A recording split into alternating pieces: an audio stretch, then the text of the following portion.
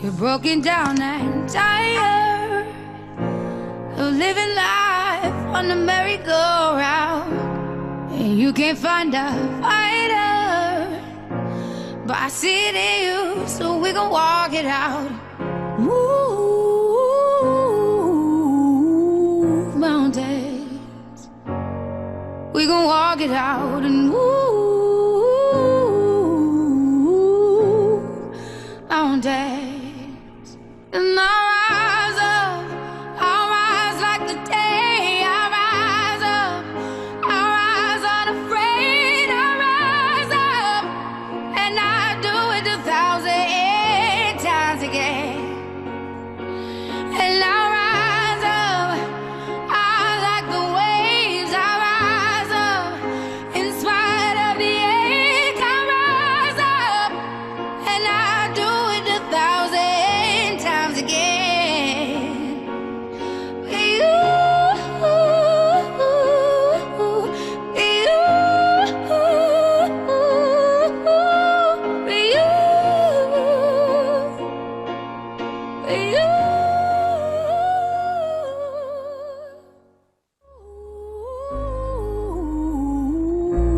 Mountains, bring it to his feet. Move mountains, and I'll rise up. I'll rise like the day. I'll rise up. I'll rise unafraid. I'll rise up, and I'll do it 1,000 times again.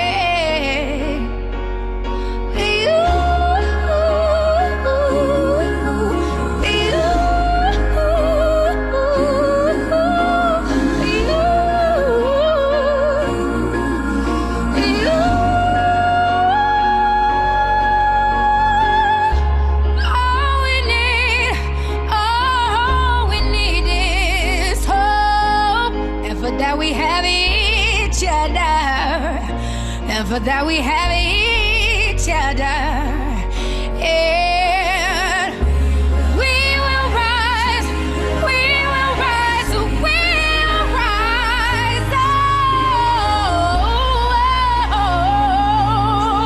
we'll rise. I'll rise up, rise like the day. I'll rise up, in spite of the ache. I will rise 1,000 times again, and we'll rise up. I like the waves. We'll rise up, in spite of the ache. We'll rise up, and we'll do it 1,000 times again.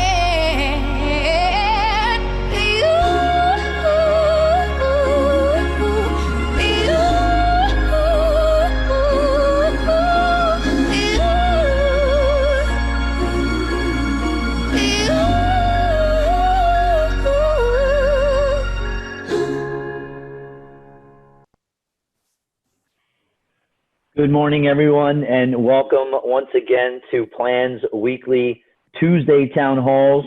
Want to thank all of our essential workers out there again for everything you do, putting it on the line for us every day, day in and day out. So thank you to everyone.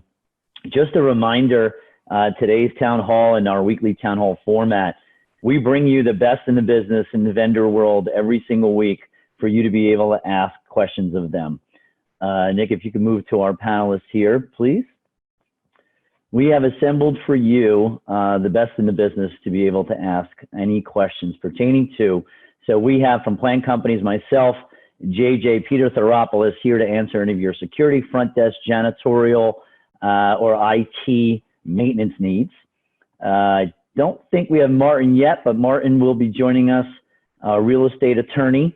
Of course, we have Jeff Shipman here from Heartline Fitness, Ben Bosch from American Pools. Wendy is joining us from Live Today. Happy to have Wendy on board with us. Bill Harvey from CertaPro Painters. Of course, Steve's joining us again from Falcon. They did a great presentation last week.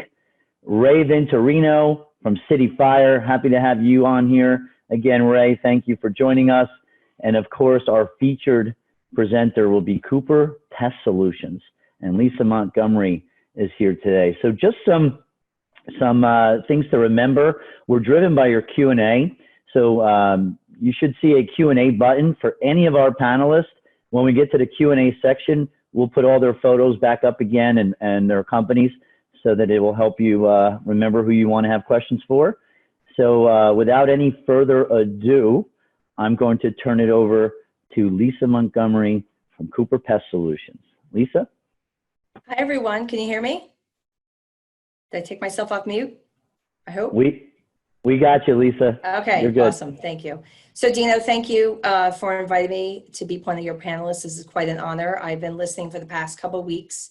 I think this is really, really important what we're doing to try to get everyone's perspective on how we're moving through on this crisis. Those pictures that you just put up were pretty inspirational. I have a friend of mine that's just got taken off a ventilator and is now out of the hospital this past Monday and is now in a rehab. So what we're doing out there, what the essential workers are doing out there are so very important, and I'm proud to be part of this. So as Dino had said, I work with Cooper Pest Solutions. I've been working with Cooper since 2011. I've been trained by some pretty phenomenal people within the industry, not just within Cooper, but with outside the industry. And I want to make sure that I'm here as a resource for you. I think we'll want to start off first by talking about why pest control is an essential business and why we were deemed essential by the governors of New Jersey, New York, and Pennsylvania. Basically, we're protecting the public health. We're protecting property, including the infrastructure from pests. We protect hospitals, assisted care facilities, nursing homes, schools, government buildings, the places you eat, the places you work, the places you play. There's certain pests such as rodents, bedbugs, asthmas, triggering cockroaches, medically important stinging insects, wildlife, and pests that contaminate the food supply chain. So pest control services improve and protect our health, the places we live and work, and the quality of air we breathe, the water we drink, and the food we eat. We are also on the front line for other diseases out there. I know we're really focused on COVID right now, but we're the first line of defense against mosquitoes, ticks, rodents, cockroaches, flies, and other public health pests. And there's diseases out there called West Nile virus, Zika, dengue, Lyme disease. There's a host of foodborne pathogens. And, we also help you protect your family and your health. We're critical to protecting the public health against things such as rodents and, if we can go to the next slide, I'm sorry. Against rodents and things like mosquitoes, teas, flicks, ants, and stinging insects. We're seeing an increase in rat numbers in cities such as New Orleans, other major cities across the United States, and restaurants that close, such as New York and Philadelphia. Pests are widely reported in the spread of disease such as West Nile virus, Lyme disease, Salmonella. I lost my train of thought. American cockroaches in office buildings are coming up through drains if they're not being flushed out on a continual basis. Rodents are seen more frequent in restaurant ceilings, and before, when they were hidden in office buildings and such, they are now coming out in the open because the buildings are now vacant. So that means that when these buildings or restaurants open, there could be really big pest problems if you're not continually taking care of the issue at hand. I'm not sure if anyone remembers, but there was a YouTube video last year about the pizza rat in New York City.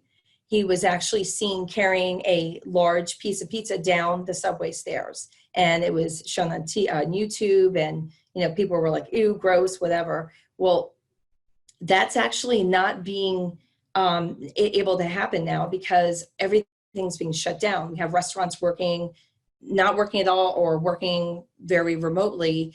And so what's happened is the rats and the rodents, or basically anything, have not been able to get into these areas where they've most certainly gotten food before. So Another example would be going to the beach and having a seagull steal a sandwich right out of your bag. Right now, because people have been inside for months and parks have been closed, restaurants have been closed, it's all impacted the way that animals are behaving. Rodents are more visible, seeking out food sources because there's less food placed in our exterior trash cans and dumpsters. Several of our company's service partners are spotting rodents in broad daylight and observing burrows in non-traditional areas, such as restaurant courtyards, closer to home, residential sector, if you're dealing with a residential multifamily situation. Our technicians are serving our accounts in Philadelphia and Newark are telling us that rats are more aggressively trying to access these buildings. If the rodents get inside the building, they can look for food sources, such as vending machines, desk drawers, and empty restaurants. So by not having a pest control vendor in place or putting them on pause due to COVID, you got to make sure that you're putting other measures in place to make sure that they're not getting into your building and you're having a bigger problem to try to clean up before we let everyone inside. So one of the entomologists that Cooper has worked with in the past, his name is Dr. Bobby Corrigan. He's a rodentologist in New York City. He quoted to the NBC News that rats are mammals just like you and I. So when you're really, really hungry and you're not going to act the same way. You're going to act very bad. So I know this is a really gross picture at 10 o'clock in the morning, but the rats are fighting with one another. Now the adults are killing the young in the nest and cannibalizing the pups.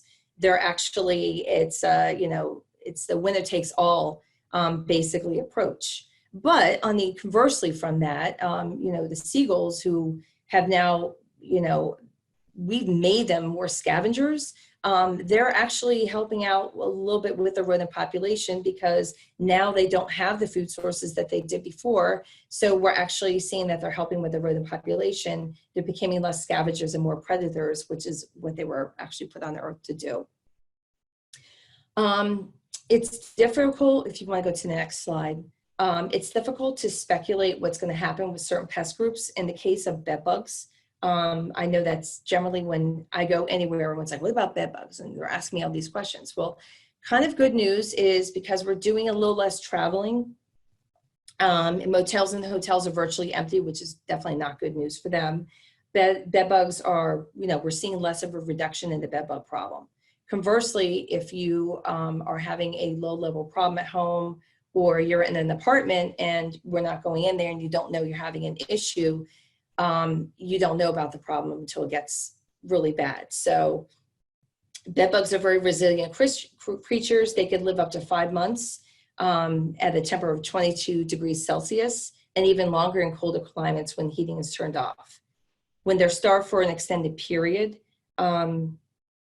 they will actually go into hiding, and once the food source, which is us, comes back, they'll come back out. So when I first started working at Cooper, I actually had a sample of a bed bug, and he actually sat alive by my desk in a little container for 12 months. He lived for 12 months. I looked up. So I know it's, again, kind of gross. We're talking about bugs here, but they can adapt. So, just like, as I said, the seagulls have adapted to the garbage, or they've now adapted to the rodents. The other sort of pests can adapt to their own environment. So the pandemic is not stopping their behavior. It's just changing them a little bit, some for the good and some for the bad. So basically, as an ending statement, I know I wanted to keep this very, very quick for everyone. There are a lot of issues that we can't change, such as older buildings. They've gone through several renovations. Infrastructure is old, there's city ordinance. It's important that rodent pest control must be taken to a different level.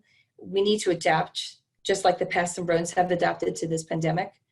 We need to change populations to reduce numbers by adding different things in place, such as exclusion practices, adding additional stations to protect the buildings, and combat roach and mouse populations. So obviously sanitation is very essential, such as janitorial with planned, making sure that they're our best partners. So janitorial stuff and seeing rodents and roaches and communicating that to property managers so we can do our jobs that we have to do. So, that is, it's just really important for everyone to take their role seriously. Everyone on the panel is pretty much in the same place. We just want to look at pest control as an expense, but we want to look at it as investment into our future. That's it. Dino? Great job, Lisa. Thank you. Yes, tough subject early in the morning, a little grossed out, but important subject for everybody to know. And yes, thank you. So Lisa will be on board, of course, during our Q&A today, as well as our team of illustrious panelists. You see them all. Nick, if we could go to the slide again, just to remind everyone who's here with us today.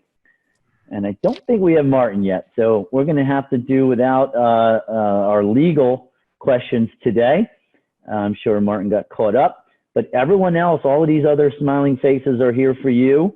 So remember, down in the Q&A button there, please click it and ask any one of our panelists any questions you may have. So I'm going to turn it over to the voice behind the scenes here. Nick, you there? I am. Dina, did you want to see if there were any updates this week? Yes. Thank you very much. I always forget that. For any of the panelists, before we get into some Q&A, do you have any updates from last week that you'd like to discuss or bring up today? Okay. I don't think so. Very good. Good. All right. Now, Nick, I'm going to turn it over to you. Okay, Dina, thanks. So we've got a couple questions for Lisa with Cooper. First one is, can pests spread COVID-19 and other diseases? How does that work? You're on mute, Lisa.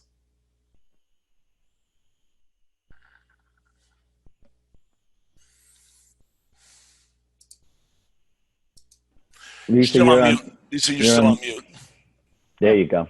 Can you hear me now? Okay. Yes. Sorry, Yeah. I muted. Thank you. There's no significant evidence that shows that pests can do something specifically with COVID. However, we are aware that pathogens can be transmitted through rodents and such as roaches. So because they do have,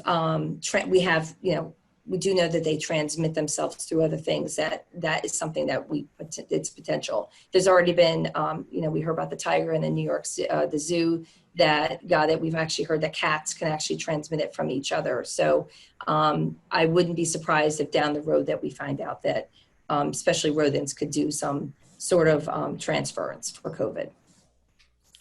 Okay. All right. Great. Thank you. So another question, Lisa, what sort of things can I communicate to my tenants in regard to keeping their office or home free of pests? Yeah, I touched on it a little bit.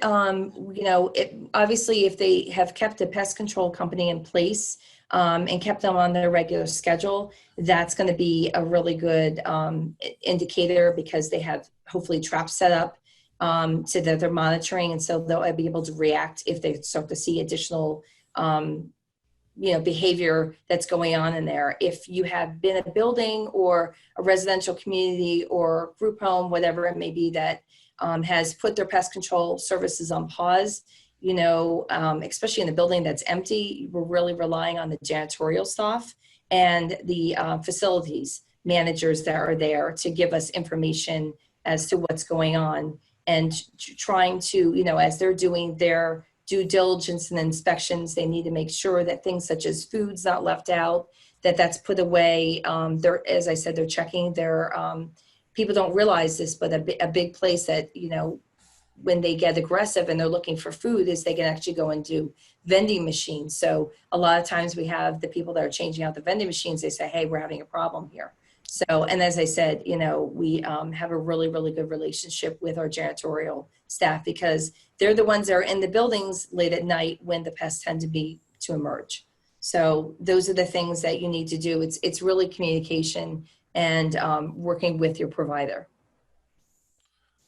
Nick, if I could interrupt one second, sorry, I just want everyone to know Martin Cavalar has joined us. So we do have the ability to answer your legal questions. Thanks for joining us, Martin. Any updates? Thank you, Dino. So apologies for running a little bit late today, first and foremost, but happy to be here and thank you for having me back. For those joining us today, I'm sure many of you have seen, or if you've not seen, you've heard about Governor Murphy's latest executive order about tennis courts and some other facilities. If there are specific questions about that, I am happy to discuss and answer those for you. The one thing I will say about any of the governor's orders about reopening is that it doesn't require your communities to reopen those types of facilities. And there is still some debate as to whether or not it would even allow a community association to open up their tennis courts. But I think it's fair to say that it probably does, but important to know that it doesn't require. Your community should take into consideration, and your governing board should take into consideration the area, geographic location, and other potential issues that could cause the spread of the virus within your own community. So you still have authority to restrict these types of activities. Though again, I think, as long as you have a plan in place and you are following, recommendations of CDC and the governor, so on and so forth, you could probably start to safely open some of these types of facilities. But it's not as simple as we have access to the tennis courts and we can now open them. Even the governor's order has a litany, a very long list of requirements you have to follow in order to open a tennis court. So I'm happy to answer any questions about that or other topics as well. And again, apologize for running a little bit late today, but thank you for having me again, everyone. No worries, Martin. Thanks for being here. And Nick, back to you. Okay, great. And I just wanted to remind everybody we have a fantastic panel today. So if you go to your Zoom menu bar and click on the Q&A button there, you can enter your questions there. We've got a question for Ben from American Pools. I think there may be a word left out of this question, but it's about saltwater pools. And is it chlorine that kills the virus? Yes. Salt chlorine generators are used on pools pretty liberally, and they generate chlorine, which is has been shown to be effective in deactivating the virus.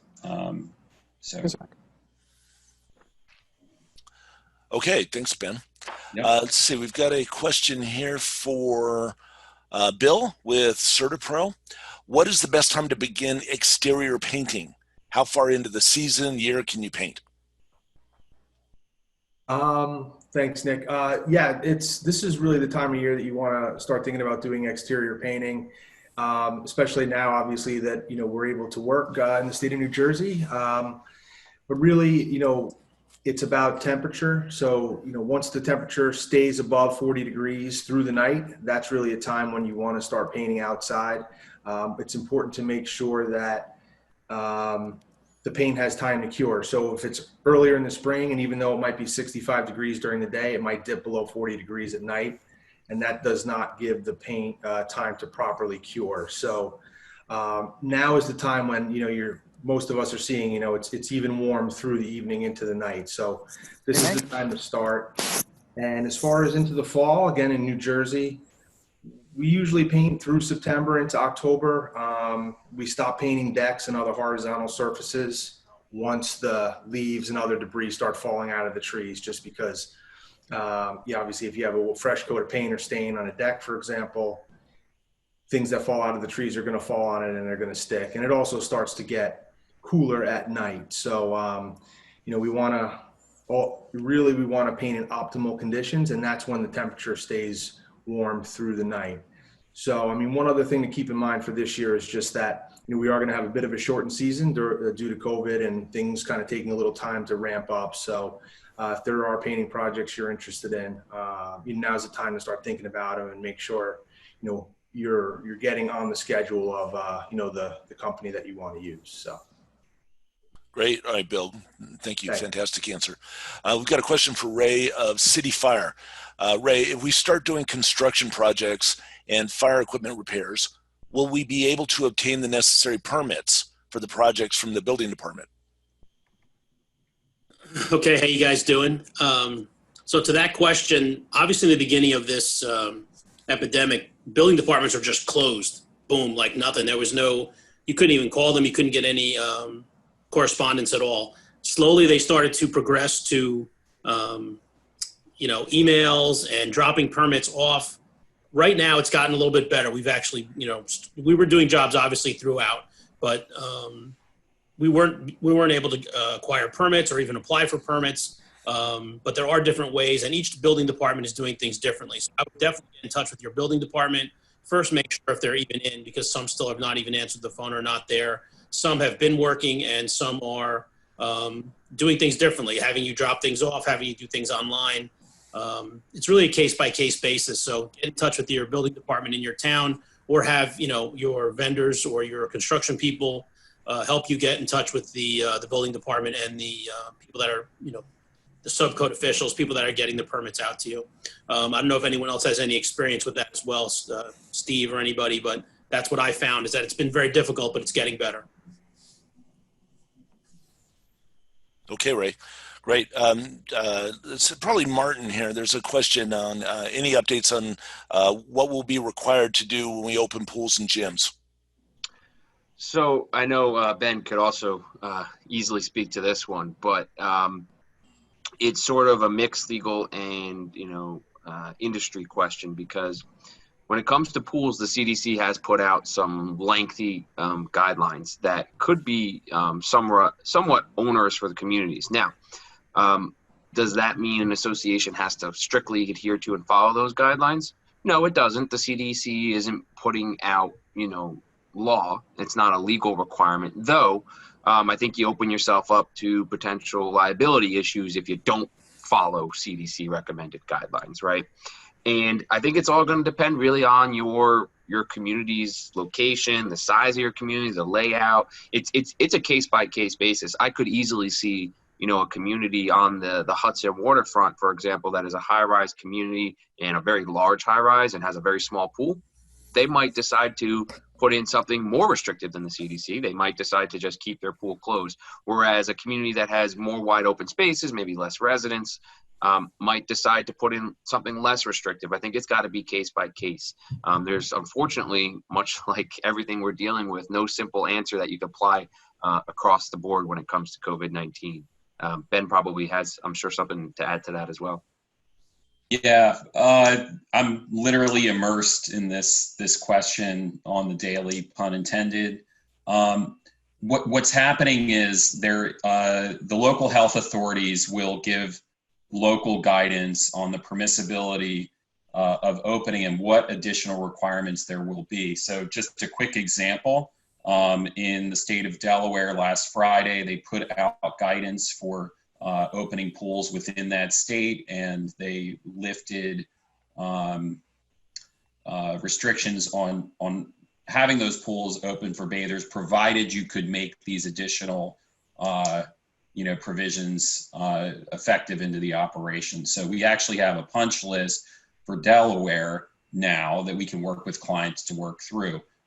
It's pretty specific, and we get that information, it's go, and then we have to digest it and figure it out. So the types of things that we will see from every state and every local health authority will be along the lines of they're going to come in terms of prevention. So preventative things that you can do to keep the infected individuals or encourage good practices in terms of sanitation. Then there will be supporting social distance, so they'll limit the number of bathers to the pool areas. For instance, in Delaware, it's going to be 20% of the normal capacity.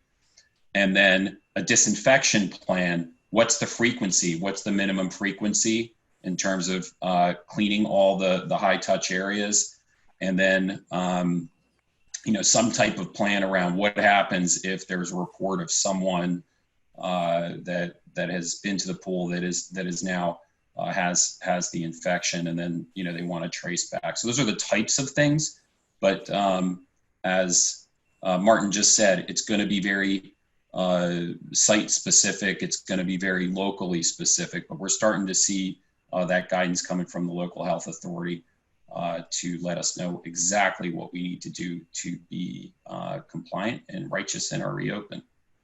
Hey, Ben, And because I heard some fitness equipment in there too, I was wondering if Jeff or even if JJ had anything to add to this, any color to add about reopening gyms and pools. I heard. So, Jeff, did you have anything you wanted to add to that? Yeah, I think, we've covered a lot in previous webinars and ongoing webinars on reopening and disinfect and protect, and all those are great. And nothing's, there's more people doing it and on jumping on there. But I think the important thing here to really understand is that's just phase one, right? So understanding phase 2, 3, 4, whatever you may have, in your state and local. You also need to understand when it's okay in the gym case you can't wear a mask, right? Or you are wearing a mask, or social distancing starts to change. So I think where we're at today, it's not as controlled necessarily with the situation with pools, and everything is kind of I think aligning around what we've presented, and there's extremes and there's extremes on the other end. I've seen people not doing anything, and I've seen people doing way more than enough. But I think also understanding as we progress through this, when it's okay to maybe back off of some of these things is helpful too. But we don't, in the case of pools, we're really following more what we see in the CDC and how do we interpret that into understanding our space and taking similar precautions with, that environment. And Dino, I would just add to and that. I think what is, Sorry, go ahead, JJ. Sorry, I didn't. no, and I think, thank you. And I think what is also important, if you're a property manager or if you are, a board of directors, handling a condominium or apartment building, reach out to to your vendors, to your partners, right? And that's where I think we, from the contracting side, can add value to your operation, because this shouldn't be just on the property manager, or this shouldn't be just on the board or on the committee. Just reach out to your partners and work together with a plan. And I think that's what it's going to come down to. If the community really has a plan, just like Jeff was saying, to address everything that is changing, and go from there. But reach out to the experts, rely on them, and work together to put the best plan for your community. Yeah, JJ, you hit the nail on the head there. That's exactly what I was just going to say is, look, you're not going to please everyone in your community, no matter what decision you make, no matter what, whether it's open, close, open with restrictions, less restrictions, more restrictions. You can't possibly please everyone. You're going to have people who are not happy no matter the decision you make. So when you make the decision, make sure you're involving your industry professionals. Make sure you're calling Ben and Jeff and Dino and your attorney and so on and so forth, so that you have a plan in place. You know what that plan is. You can explain to the community why you're putting it in place, the authority you have to put it in place, and then you can execute it. I think that's important, because I've been a part of a lot of board meetings now when boards are making decisions, and you can easily see, no matter the answer we ultimately give, it's not going to satisfy that person because they don't like the underlying decision that's being made, whether they want more restrictions or they want less restrictions. I've seen it both ways. So it's just important to make sure boards in particular are consulting with their industry professionals and relying on the advice of their industry professionals when they're making these important decisions. Great conversation, guys. Thank you. Thank you, Mark. Okay, we've got an audience question for Ben with American Pools. Any opinion on which is a preferred gas pool heater or a heat pump? Which is most cost effective? Good question. It depends where you are and what your goals are. A few things. Typically, a heat pump for a pool is going to cost more upfront on the install, but it's going to require less. It's going to run less expensively, require less utilities than a natural gas heater. That said, the further north you go, the less good an option the heat pump is, because it just does not provide that punch of heat that people look for in the Northeast. It's better at raising the temperature over time and maintaining it for a long period of time. So we see a lot more of those as you get Maryland, Virginia, and then into the Carolinas and so on. The heat pump is better in those cases. The further north we go, once we get beyond New Jersey and start going further north into New York, the heat pump starts to kind of phase out, and we're seeing all gas heaters at that point. Okay, great. Thank you, Ben. Appreciate that. We've got a question for Lisa with Cooper. What are some of the things that the industry has implemented to keep technicians safe, and how is this implemented when working on property? You're on mute, Lisa.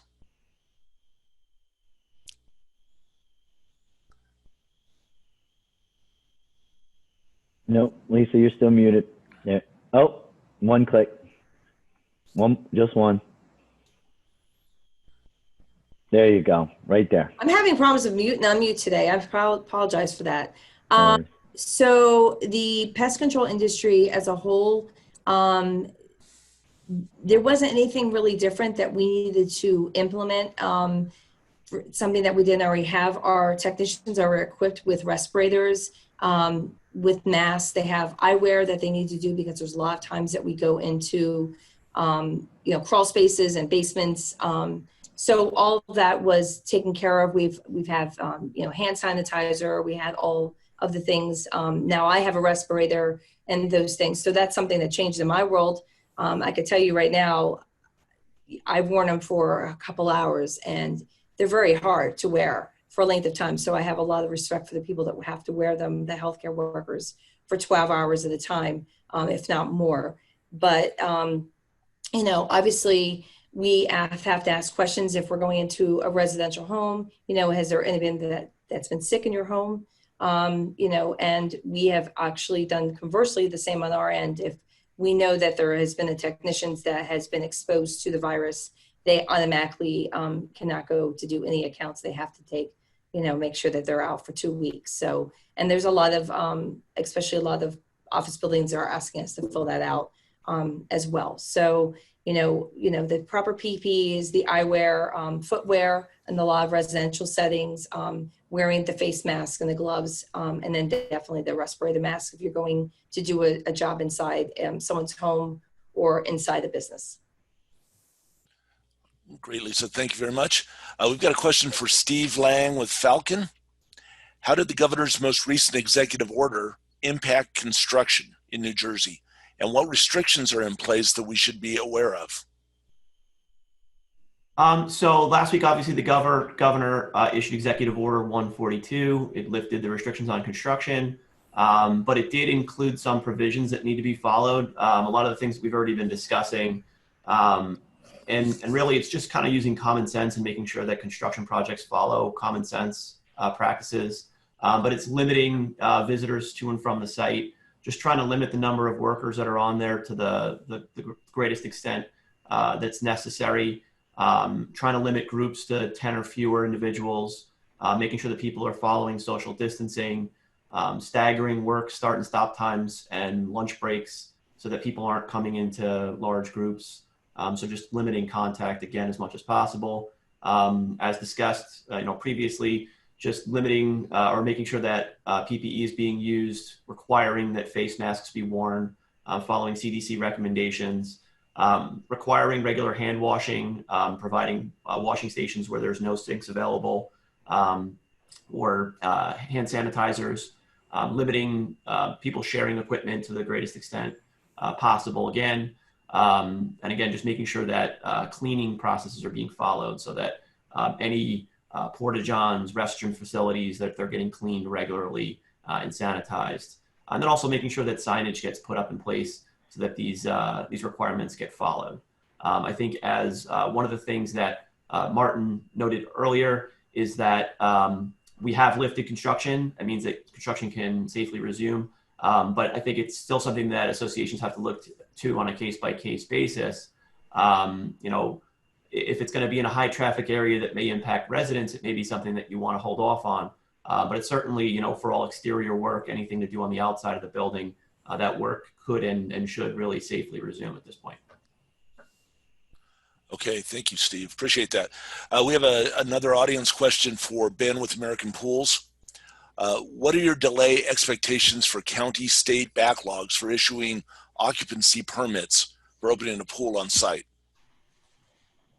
I think there's definitely going to be a backlog in most markets. I know,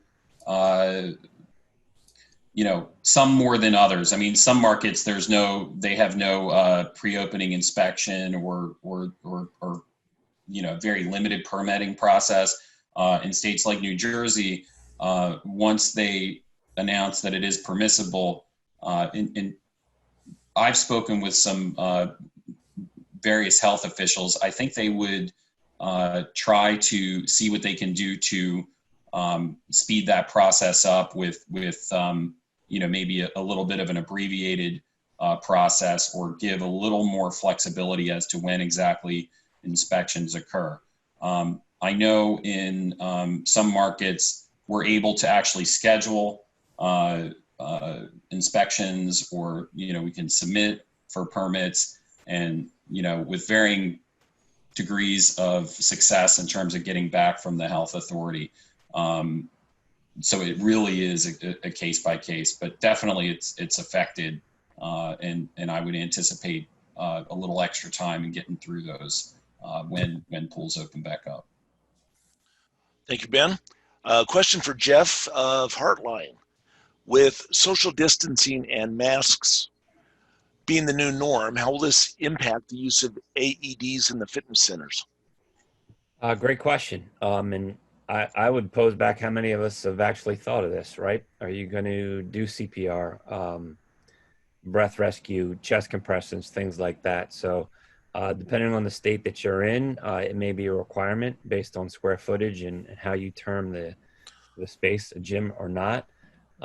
But today's AEDs, and we're doing a wonderful webinar this Wednesday on this, but today's AEDs really reduce the understanding you need to have to put one of these on somebody and save somebody's life. And we should, you know, absolutely have these in our fitness centers. So, you know, I will say, in kind of what we've talked about with new norms and disinfecting and protecting, there's even a greater awareness here with ensuring you have an AED in your fitness center, because we may not be as apt to just do mouth to mouth or chest compressions and get that close to that person to help them. Whereas you can safely, at not CDC distances, but get the pads onto somebody's chest, hit a button, and actually, you know, save their lives. You have a limited amount of time to get these things onto somebody before there's extensive damage. And obviously, you know, the time it takes for EMTs and things like that to arrive usually is outside of the window where you need to, you know, execute and activate to really help somebody out if they're in trouble. So great question. But AEDs, I think there's more pressure that we're seeing to supply these and ensure the fitness centers have them now. Okay, thanks, Jeff. That's yeah, very important. We have a question for Wendy with Liv. Where'd it go? With the talk of reopening, will you be winding down virtual programming? Hi, everybody. So, good question.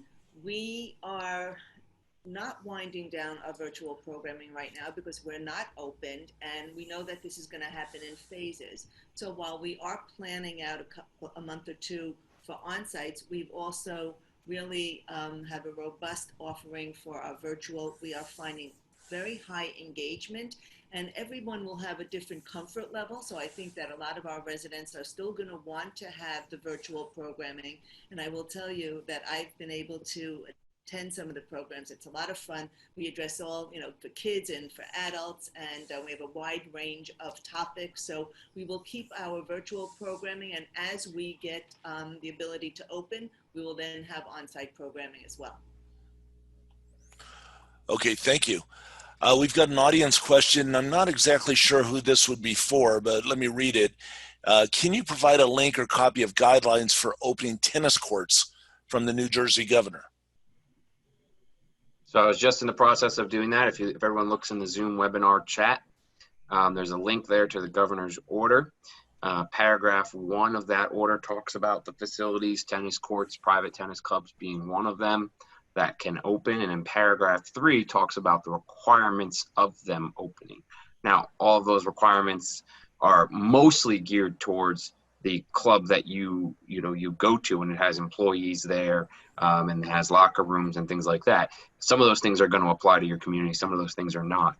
So you're going to want to, like I said, consult with, your legal counsel as to what applies to your community, and then also consult with your maintenance and management as to how you're going to execute that plan, and what's the cost going to be of executing that plan to make sure you comply. Thank you, Martin. We've got another audience question for Ben with American Pools. A lot of pool questions today, which is great. Can a pool be prepared to be opened and remain covered? Yes. Just understand that there, if you take the cover off, you prepare the pool, you get it circulating, you get it treated, you do all those things, you vacuum it up. If you're working with a vendor, they may charge to then put the cover back on, because that's going to take 2 or 3 guys depending on the size of the pool. And then once that cover's back on, it is we're really limited in terms of the amount of maintenance we can do under the cover. We can certainly treat water. We can certainly, balance water. We can keep the water clear. We can prevent staining. But once the cover's back on, you really can't do vacuuming of any fine debris at the bottom of the pool. But depending where the pool is, if there's a lot of trees around, I think that's that's not a bad strategy. Okay, thank you. We've got a tech question for Peter, the CTO of Plane Companies. Peter, we've been thinking about moving to a cloud phone system. Do you have any thoughts on using one? Oh, absolutely. If you haven't done so, you should. When we're comparing cloud phone systems, we're comparing them to the landline that's been around since Alexander Bell, really, basically. Differences is with the cloud phone system, you're using a basic internet connection. You totally eliminate the on-site infrastructure. On top of that, you're providing your whole organization geographic freedom, so you can connect your employees, your work from home employees, to the phone system itself. So your extensions are still working. You're selecting your employees and your colleagues by name, not by extensions. If your internet goes down or you want to start working from another location, you plug in and off you go from a laptop, or even physical phones that you plug in. So yeah, there's the pros outweigh the cons, and especially for those accounting folks and the CFOs, the bottom line, it's more efficient and more cost effective because you're reducing the amount of hardware and less IT support. Basically, it just works from that point on. Now, there's others that might say, hey, well, if your internet goes down, what happens? Well, you still have that follow me type of setups with these cloud-based phones. So if it can't reach your extension, it'll automatically reach your cell phone or another phone that you've configured. So if an organization hasn't done it yet, they should. I mean, it's especially now with pandemic that's happened. For those that were already in place, it was an easy transition over to moving the employees to their home locations. And it's scalable. So as you grow, it's just turning up the volume really on the cloud-based parameters. So it's that simple. Thank you, Peter. So we've got a question for JJ with Planned. Is it a good time to change the janitorial company that services your building right now? Thank you, Nick. So yes, I mean, it is a good time. I would like to assume that the reason for that question is because probably the current provider is not stepping up to the plate per se.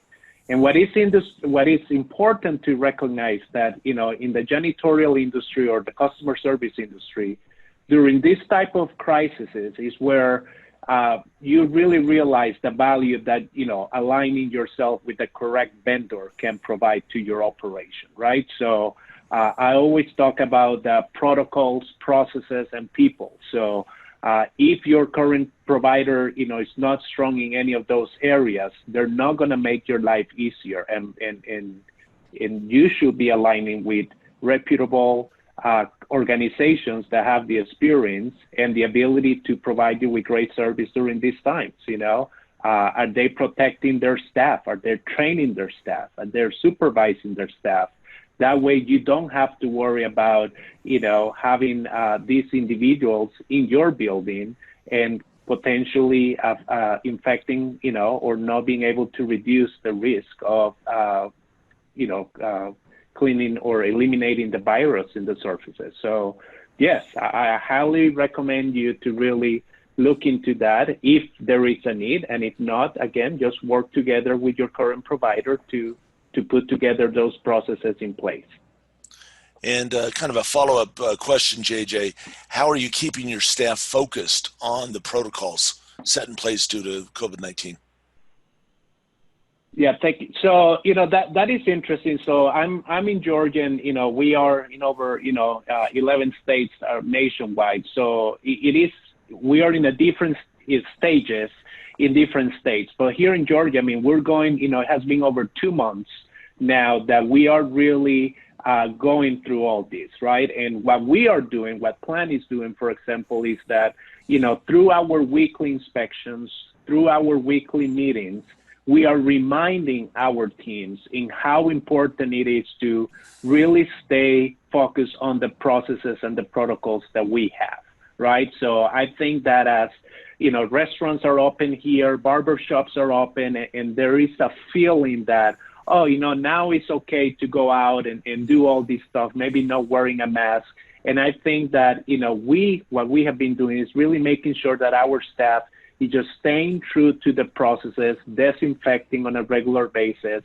On each building is very different, and staying on top of them. So I think that that's where the support and the supervision and the retraining is going to be key, because if not, all these processes, they're kind of, slow down. Oh, it's okay now, it's fine, everything is open, and that shouldn't be the case. Now more than ever, you need to stick to those processes and stay consistent through them.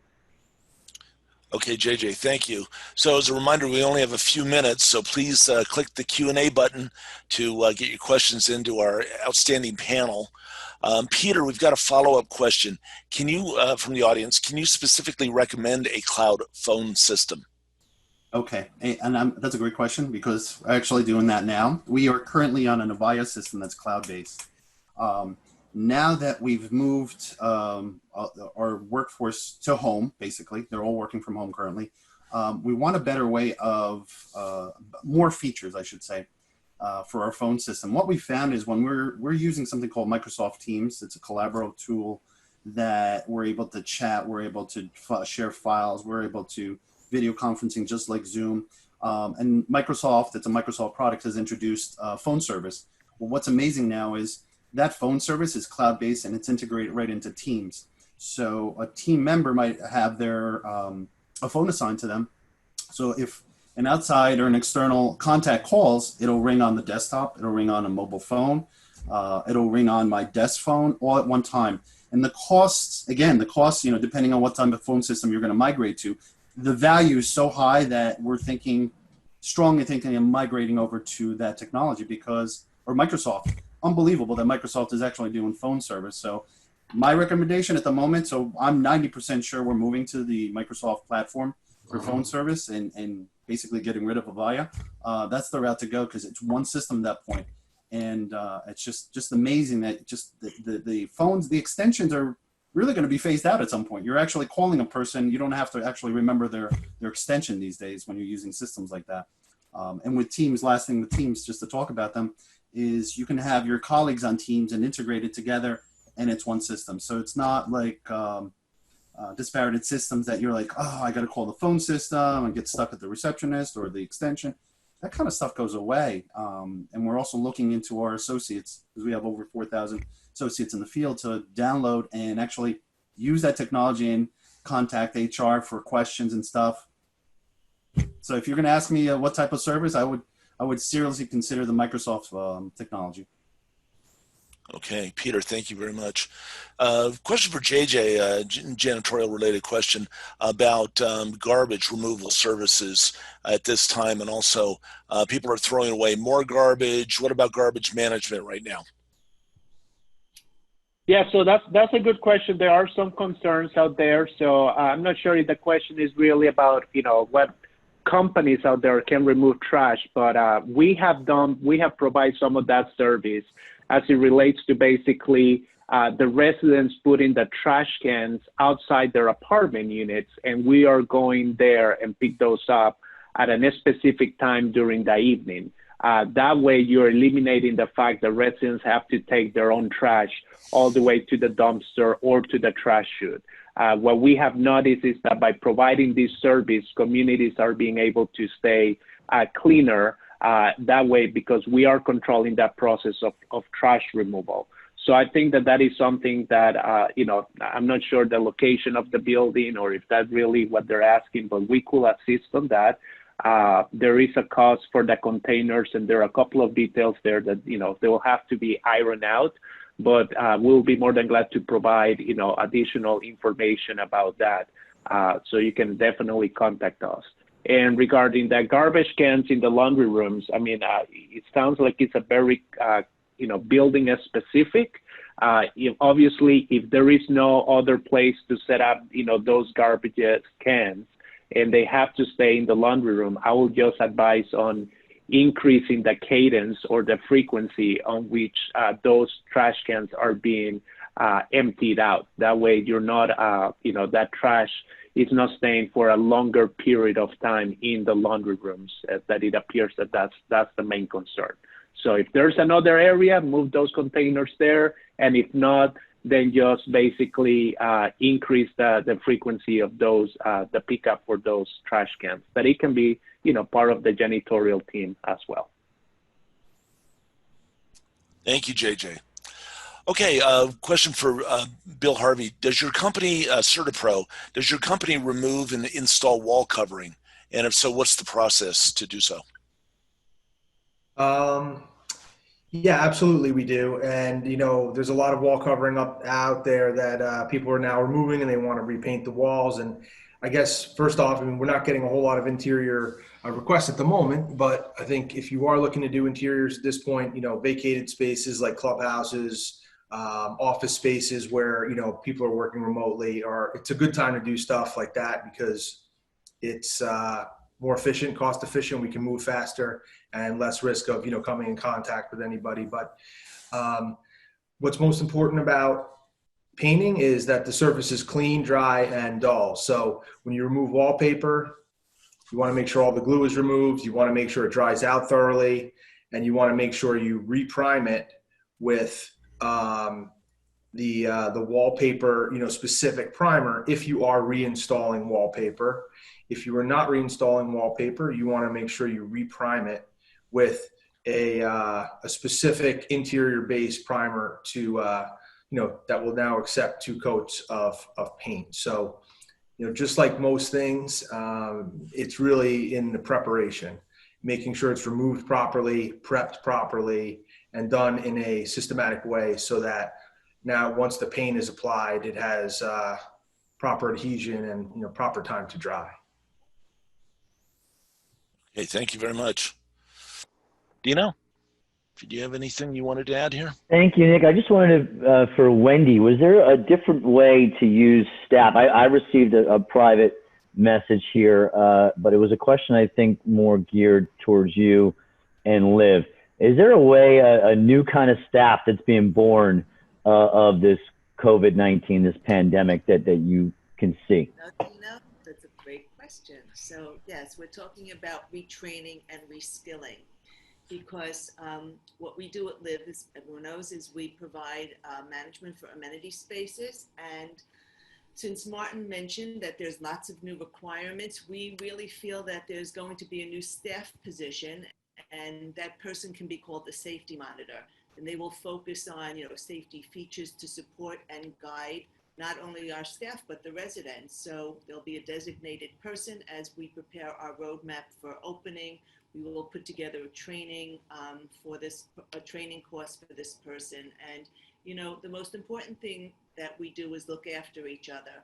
So we will gently enforce guidelines, you know, like no high fives, no posture adjustments in classes, no walking around the room. We'll remind everyone to wash their hands. We have PPEs, social distancing, disinfecting. We'll have signs up. We'll make sure the signs stay up. We'll have to modify spaces. And, you know, everyone's mindset really needs to change. And I think that having a person, maybe they'll have a certain, you know, shirt with their title on the back. It's a very good visual. So again, this will be done in our locations. I hope that answered your question. It did, Wendy. Thank you. And thanks, Nick. If we could advance the slide, I want to put up, you know, some of our resources, and very excited. And this for next week, a lot of you have had insurance questions. We have JGS. Like I said, we bring the best in class for all vendors to you. No exception here. JGS Insurance will be on hand next week, not only to be featured and to do a quick presentation and be available on our panel going forward. So very excited about that. Want to thank Lisa Montgomery and Cooper for a fantastic job today, Lisa. Really appreciate it. And to all of our panelists, once again, amazing, amazing job today. Remember, for all of our participants, you can continue to put questions in our Q&A. I'll find the panelist and get you the answer, even if it wasn't live today, because we have come to the end of our hour together. But we really appreciate the time. Remember, if this is a great resource that you think for your communities, for your boards, for other managers, please have them join us Tuesdays at 10 a.m. where we bring you the best of the best. So thank you, everyone. Stay safe. Panelists, I'm going to ask you to fade to black. And Nick, some of my favorite music, please, as we close out. We all know who it is. So thank you, panelists. We'll see you next week. Great job. Thank you.